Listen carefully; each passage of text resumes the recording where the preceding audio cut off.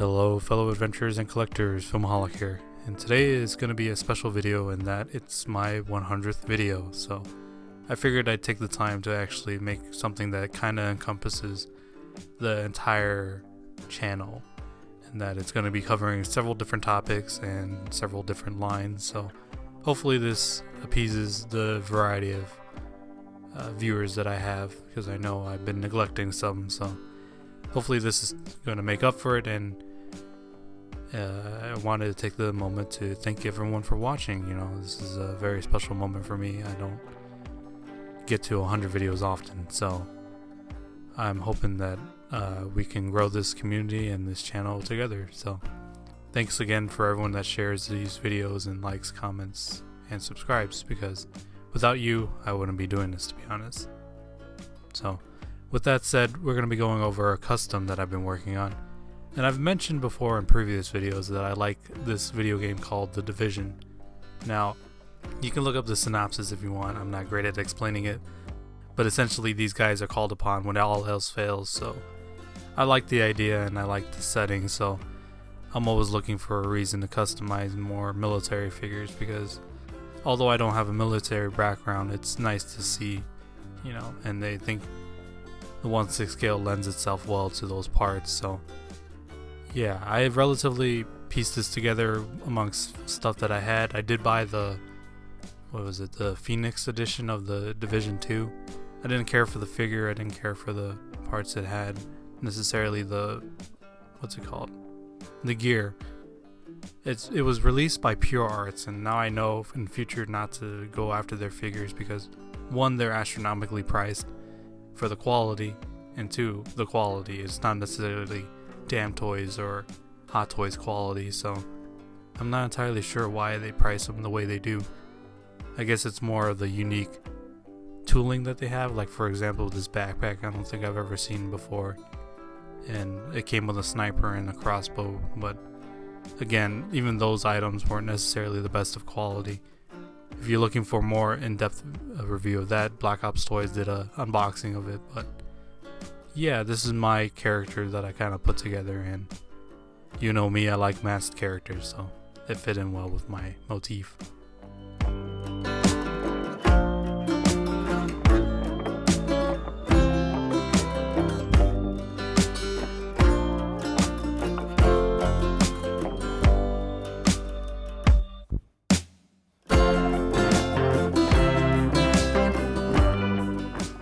Next up, I've been inspired by several other members of the Axis of Awesome to actually develop my own team. So I've been putting together figures to the side to kind of flesh out some storyline with them. Not entirely sure what I'm going to be doing with them, but it's nice to get the team members going. And right now these are basically the doubles I have of foreign figures in my collection. So those of you who know, my main goal is to try to get a figure from every country that G.I. Joe was released in, and I sometimes end up with doubles. So on the left you have a Takara, new G.I. Joe, and on the right you have an Action Man. And yeah, I'm not entirely sure where I'm going with this, but seeing the other members of the Axis of Awesome kind of develop their own characters within the line inspired me. So right now these guys are currently working on their own vehicle.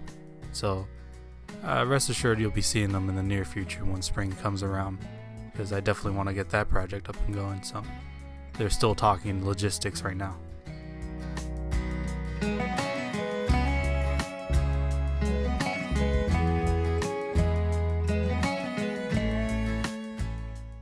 So with that, this next segment I kind of want to touch upon lighting.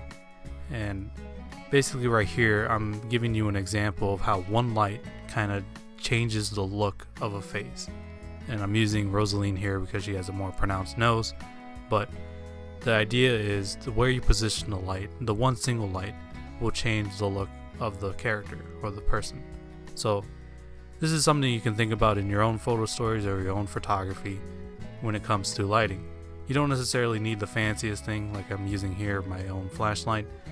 Unless you're doing something professional with people, I wouldn't recommend getting those expensive lights, because what I use for my own videos, I use basically these $5 desk lamps, but we'll get to there when we get there.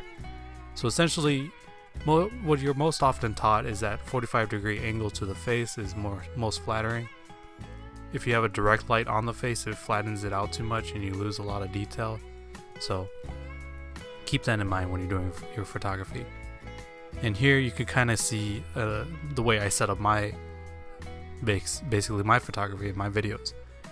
I use 3 lamps essentially, except for the one that's in the background to give some background detail, but I can go more in depth with this in a different video if you guys are interested, but this is just to give you a basic idea of how I do it. You know, I keep one fill light, one key light, and another like accenting light. So as you can see here, that's basically how I'm laying it out with these little picture emoticons. But yeah, I know I sometimes overexpose my my videos, but at the same time it's easier to kind of scale back that than to lose detail. But yeah, I know I haven't done anything with the smart dolls, and I've been meaning to rectify that, but at the same time I haven't really had the funds to do so. I've been channeling that stuff into G.I. Joe and other things, you know. I forgot I did that, but I've been channeling funds into other projects, so the smart dolls have been on a bit of a back burner, so I apologize for that. I do know that the next evolution in the skeleton came out, so I do want to get another smart doll at some point, but just gotta wait for things to open up for that to actually come about.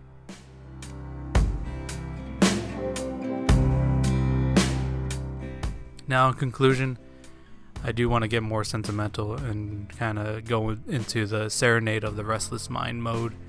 I know not many people watch those videos, but they're important to me because, I don't know, it's just a good way to get those thoughts out there. But this one's going to be more sentimental in that I just want to thank everyone that continues to, you know, grow the community and interact with the content. You know, it would be different if I was just shooting these videos out and no one commented or liked or anything. Not that the likes or anything mean anything at the end of the day, but to me it's just nice knowing that there's other people out there interested in what I'm interested in, that I'm just not in a echo chamber of my own. So the communication and now being part of the Axis of Awesome really has been an improvement on my outlook on this stuff. So it means a lot that everyone is interested in what I'm showing and has a genuine care for what's being shown. So thank you for sharing, liking, and even subscribing, because it means a lot. Coming from someone that didn't have a lot of friends growing up, it's reassuring to know that there's people that not only have walked that path, but have overcome that. So yeah, hopefully we can grow this community and grow this channel. You know, it's not necessarily the best out there, but nothing is when it first starts. So hopefully this can become something great. And with that, I thank you for checking out this video. If you want to see something, let me know. I will gladly get to it, and I apologize for the absence. I was overthinking this video, as I always do with all my projects, so I apologize for taking so long at it. But again, thank you all for watching, and if you feel so inclined, please like, comment, and or subscribe. I very much appreciate it. I will catch you all next time.